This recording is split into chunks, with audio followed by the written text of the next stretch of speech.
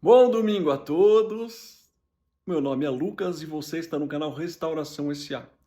Gente, hoje eu vou fazer esse vídeo aqui na vertical, tá? Porque eu já vou colocar em todas as minhas mídias. Hoje, domingão, eu tô cuidando da minha filhinha Melissa. Agora ela dormiu, então vou fazer uma reflexão rápida para vocês aqui. Vai ser um pouco mais rápido que normal, mas eu não vou deixar vocês sem vídeo nunca.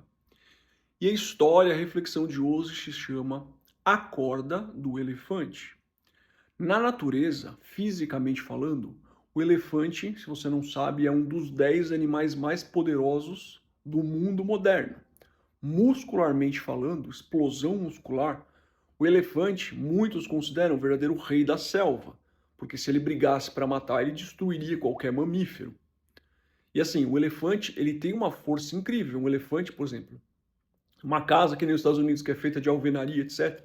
Um elefante, se ele tiver irado, se ele tiver descontrolado, vamos supor que injetasse alguma coisa para transformar o elefante numa arma, ele destruiria essa casa. Nos tempos antigos, um estrategista militar chamado Aníbal, ele fez isso.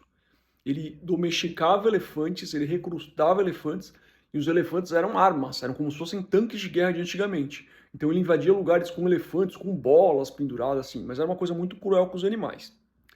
O que eu quero falar para vocês hoje? Na Roma Antiga se criou uma coisa chamada circo. O circo era um entretenimento sangrento, primeiro com as arenas. Depois isso foi evoluindo até um momento em que o circo envolvia animais também, animais exóticos, esse tipo de coisa. E culturalmente falando, depois disso, quando o Império Britânico ascendeu ao mundo, o Império Britânico ele adotou essa cultura do circo. E isso passou para os Estados Unidos. Então, nos Estados Unidos era normal ter circos com animais e tudo mais. E o Brasil, como apesar de ser colônia de Portugal, na verdade, culturalmente é uma colônia dos Estados Unidos, sempre foi, também teve circo aqui no Brasil. Não vou citar nome de um ou de outro, mas enfim. Eram circos que tinham leão, macaco, vários bichos. Tinha alguns que tinham até girafa, gente, e elefantes. Elefantes eram muito comuns em circo. Isso, obviamente, do ponto de vista de ecologia, é uma crueldade você tirar um animal do seu habitat natural, para ele ficar trancado, etc, etc. Eu sou totalmente contra. Mas é uma coisa que acontecia e quando eu era criança, fui ao circo. Eu nasci nos anos 70, tá, gente? Nos anos de 1970, no final dos anos 70. Então, nos anos 80 era normal ter circo no Brasil. Eu era uma criancinha, eu fui muito no circo, vi elefante, pude passar a mão no elefante. Depois, até no Busch Gardens, que é um parque na Flórida, nos Estados Unidos, não lembro se era na Flórida ou em Orlando, mas enfim, quando eu fui pra Disney a primeira vez, eu tinha acho que uns 7, 8 anos, eu também pude passar a mão no elefante, andei no elefantinho pequeno. Na época é tudo idealizado, você é uma criança, assistiu o filme do Dumbo, mas na verdade isso aí, obviamente, é uma violência, é um sequestro, você tira um ser vivo do seu habitat e da sua natureza. Mas o que eu quero falar hoje? Por que o título chama A Corda do Elefante? Muitos elefantes que foram domesticados, quando eles eram pequenos, eles eram amarrados com um cabo de vassoura, em vários circos isso, tá, gente? Um cabo de vassoura no chão com uma corda. E essa corda, quando ele queria sair, o cara que domesticava puxava com força. Isso marcava na cabeça do elefante que ali era o limite da vida dele. Aquela corda puxada com força.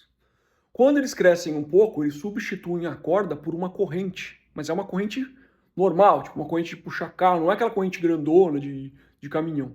Então uma corrente, em alguns lugares, era uma corda, literalmente uma corda e um pedaço de pau. E o que acontece, gente? O elefante, ele crescia, crescia, crescia. E você via elefante, sei lá, de 2 toneladas, que poderia simplesmente derrubar o circo inteiro, e ele não passava o raio daquela corda. Peraí, só um minuto. Tem uma mosca aqui, ó. Deixa eu abrir aqui para ela sair. É ao vivo, hein, gente? Vai, filha. Vai pra natureza. Pronto, vai prosperar. Não sei nem como essa mosca entrou, mas beleza. Voltando aqui, né? Estou falando de elefante hoje, não de moscas. Mosca é um bicho também interessante. Assistam o filme A Mosca, original. Filme pesadíssimo, mas é interessante. A parte de adaptação, porque um conceito importante de inteligência é a capacidade de você se adaptar. E a mosca é um animal altamente adaptável. Mas eu não estou falando de mosca, desculpa aí, volta pro elefante. Elefantes gigantescos, de 2 toneladas. Sabe aquele bicho gigante que poderia derrubar uma casa, um prédio, sei lá. Um prédio não, né? Mas você entendeu o que eu quis dizer. Um pequeno edifício poderia fazer um estrago. Ele roda E sai todo mundo, ele pensa na cabeça dele que aquela cordinha, que aquela corrente, com aquele pedaço de pau, se ele fizer um passo para frente, o que vai acontecer? Ele vai ser puxado para trás e isso vai ser incômodo.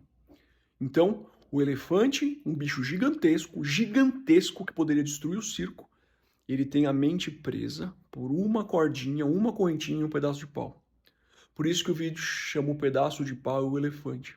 Sabe qual que é o problema? Às vezes você aí que está me ouvindo, você é o elefante. Você é uma pessoa poderosa, uma mulher poderosa, um homem poderoso, com muitas habilidades, com muitos potenciais. Só que aqui na sua cabecinha, você tem que trabalhar para alguém. Você sai de um emprego e tem que ir correndo atrás de outro CLT para trabalhar, sei lá, qualquer coisa para ganhar uma merreca. E você vai fazer isso o resto da sua vida, por quê? Porque senão você vai ter um puxão. E esse puxão é sua mente dizendo que você precisa ser um empregado dos outros para você poder empreender. E aí, gente, eu não tenho nada contra quem trabalha para os outros. Mas se você trabalha para os outros uma coisa que não é o seu propósito, que não tem absolutamente nada a ver com você, que você não é feliz, que chega sexta-feira, você dá graças a Deus que é sexta-feira para ficar 2 dias sem ver essas pessoas. Ou se você trabalha até no sábado, ao vendedor, por exemplo. E no domingo você dá graças a Deus. Quando você tira férias, parece que a sua vida mudou, quer dizer, sua vida é infeliz o ano inteiro até a data das férias. Se você está nessa condição, então me desculpe. Você está nessa cordinha, sim. E você pode mudar isso. Você pode mudar isso mudando os seus pensamentos. Eu tenho no canal do YouTube Restauração SA mais de 160 vídeos para isso. Eu criei meu Instagram, eu criei meu TikTok. Tenho todo esse conteúdo gratuito que é transbordo meu para você.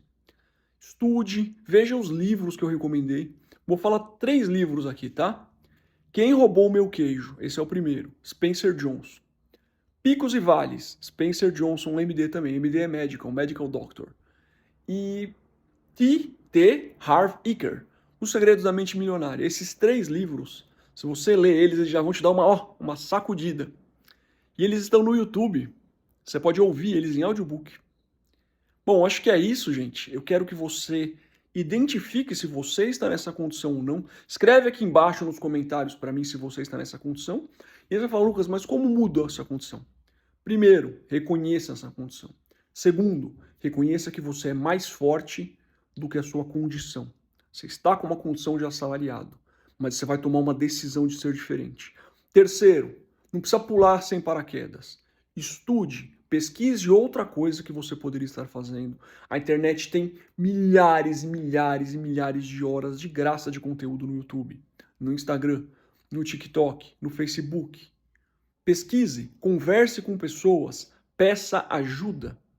Se você fizer essas coisas, se você fizer networking, que é servir as pessoas com o que você sabe e aprender com o que você não sabe, se você estudar, se você alargar o seu território mental, você faz novas sinapses neurais, aprende coisas novas, aprenda coisas novas, se desafie.